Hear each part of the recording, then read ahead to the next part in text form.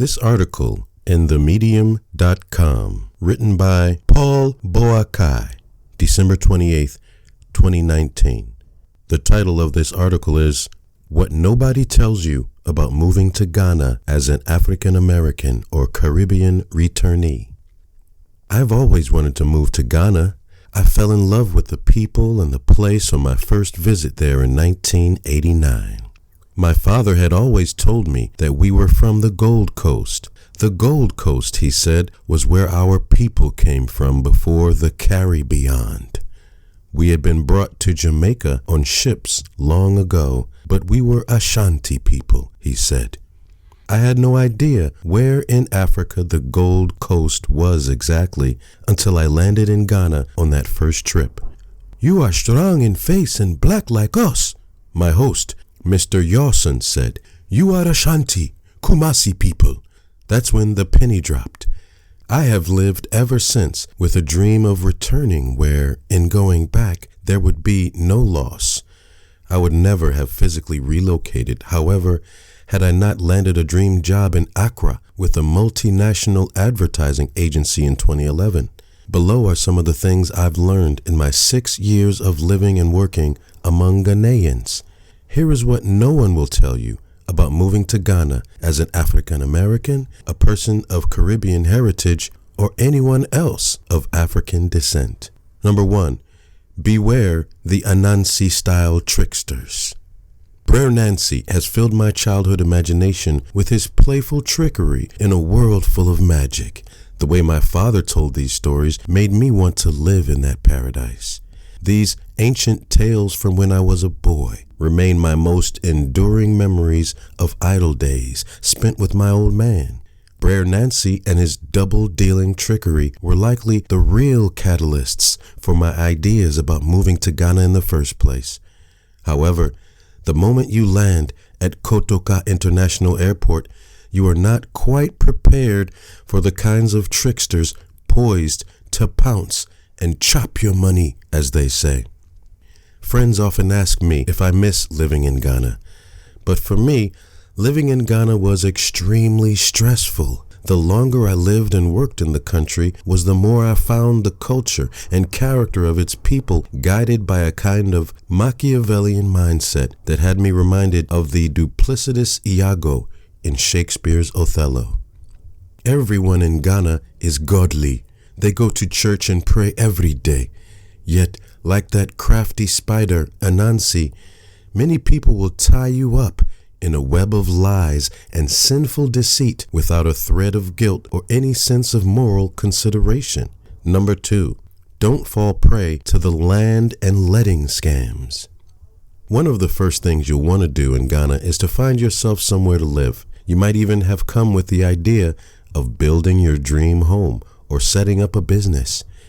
You may have been warned about buying land from unscrupulous real estate charlatans, but letting agents are just as much a bunch of untrustworthy hustlers. Young men standing on street corners, typically hoping for the best of what the wind may blow.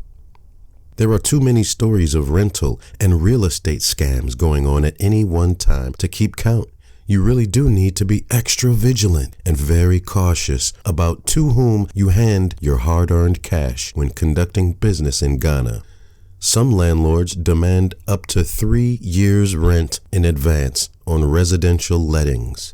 Others see fit to request 10 years payment up front on commercial leases. You stand to lose a tidy sum if you hand your money to the wrong people.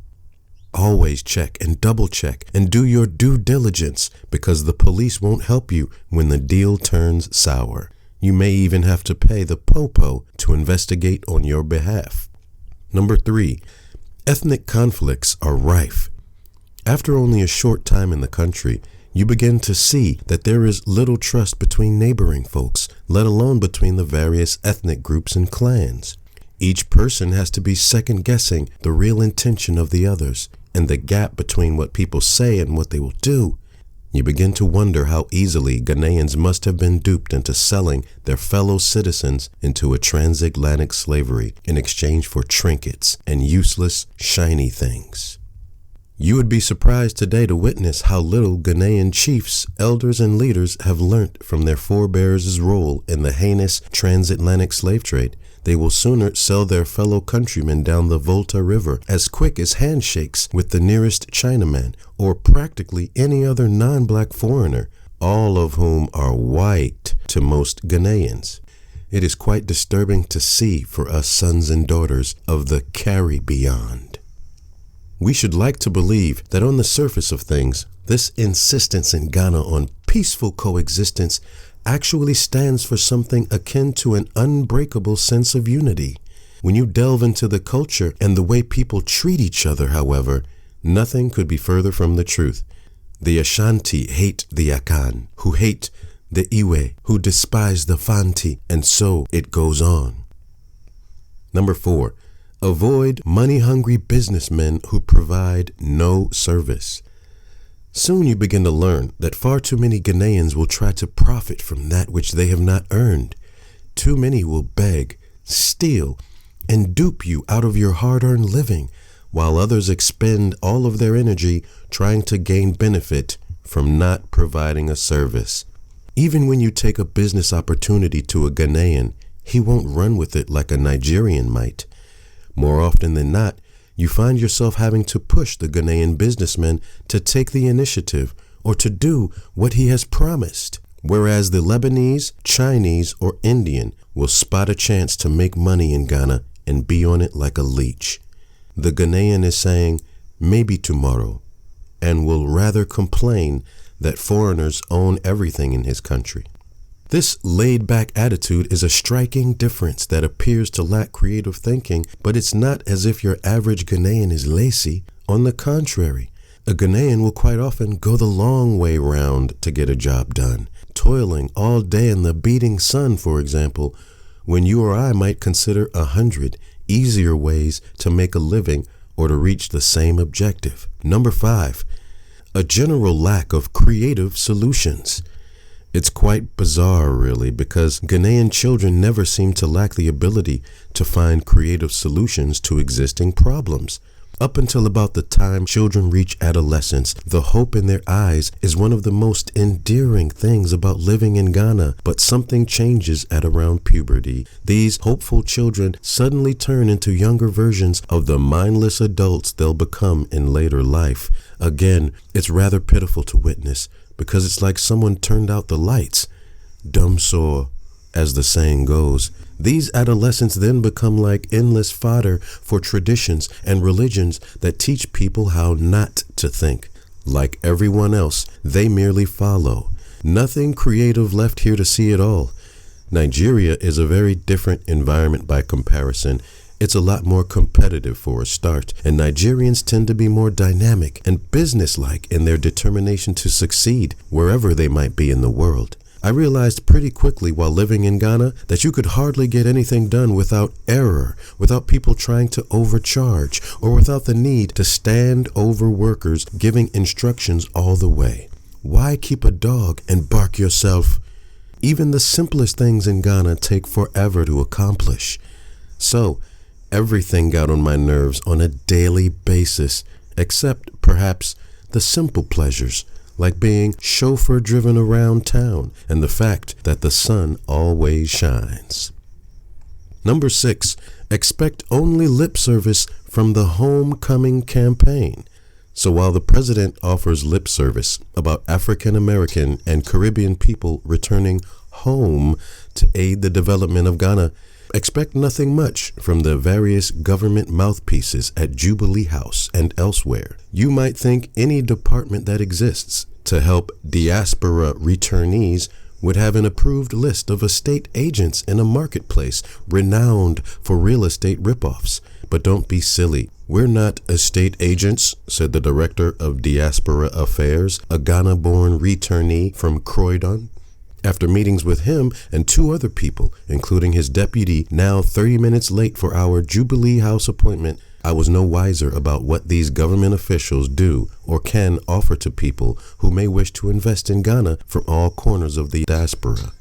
It might help if the Department for Diaspora Affairs had some people from the diaspora working within it.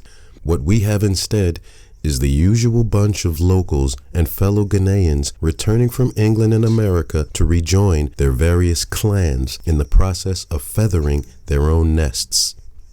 Jamaicans versus Ghanaians. Number 7. I spent the following afternoon with a few of the Jamaican contingent in Ghana. They number some 200 plus members, apparently, and have their own cooperative going. It's always nice to see some of the London-born posse and catch up. But boy, how they can turn the air blue with their cussing and personal gripes. What's the point of living in Ghana for 10 or more years if you don't like Ghanaians? Some of the guys even have Ghanaian wives and kids, but you'd never believe it by listening to their opinion of local people. Close your eyes and you'd think it was the voice of some white racist talking about ignorant baboons and corrupt, brainless fools. They like to keep up with this them and us facade, which I don't happen to share, and reminds me of why it's been over 18 months since I saw them last. They're fine and good people, nice enough guys and gals, but I don't understand the point of digging yourself into a separatist hole to the extent whereby you find it hard to work with or trust the people around you, and so you begin to stagnate and ultimately end up in a self-induced weed slumber. It's all those reggae records we used to listen to throughout the 70s, 80s, and 90s, said one. Daydreaming of Africa, only to come home, now to find a welcome that's not quite what we expected. Well, tough fucking luck. I see you didn't leave England to move to Jamaica, where the locals there will probably shot you dead by now, or burgled your house numerous times because they see you as wealthy returnees. No, I couldn't live in Jamaica at all, they'll tell you. The place too violent out there, man. But we reach home now, and we nar living there. We nar living here. No matter what, none of them say. Them no like us. It's only we money them love. Them want we fi go and leave all of we things to them. That a what them want. Over my dead body. Number 8. What I do miss about living in Ghana. Do I miss living in Ghana? I don't miss living in Ghana at all, I'd say to the people who asked. But what I do miss is living in a tropical environment with the sound and feel of nature all around. I miss living amongst people who look like me, even if I don't appreciate the high levels of poverty in which we all have to live, the blight of a poor education system, or the overimportance we place on religion. I miss seeing loving black people and billboards with families and couples. I miss the smiling faces of random men, my many soul brothers.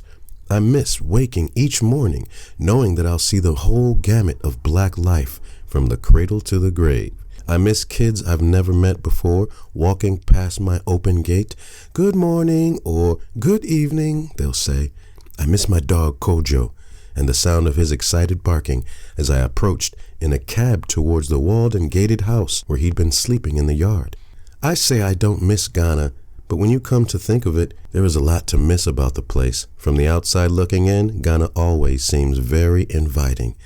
Once you're living in it, however, it's a completely different story. For most people, 2 weeks on vacation is just about enough to leave them wanting more, and they say they feel so at home. You're welcome, my sister. One love, my brother. Number 9, opportunities abound.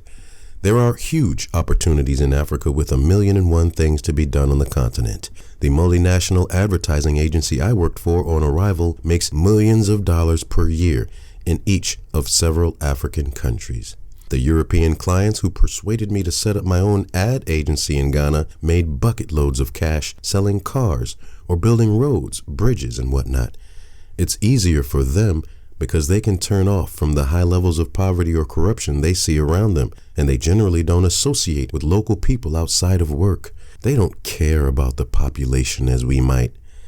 They are there simply to make money to go back to France or wherever.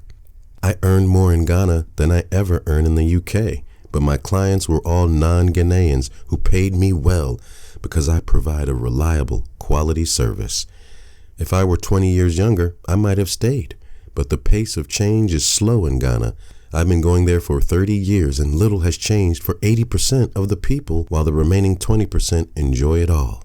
It is really only the character of the people that has changed considerably from the days when Flight Lieutenant Jerry Rawlings ruled Ghana with an iron fist. I barely recognize Ghanaians today as the same kind, good-natured people I met in the 1980s and 90s. Intellectual stimulation is not as readily available as one might like either, unless, of course, you want to spend your time fraternizing among expat communities. It's a similar sense of isolation that returnees experience in the Caribbean because they're on a completely different wavelength to the local population, even if they once lived there as children. It's easier to adapt when you're young, and there are endless opportunities in Ghana if you can stay for the long haul. Africa needs to recruit more Africans from the diaspora if that positive change is ever to happen for the continent's benefit as a whole. Otherwise, China and others are just queuing up to recolonize it, albeit with full approval from the 20%. Number 10, our houseboy said it best. "We Ghanaians are cowards," the young man said to me one day.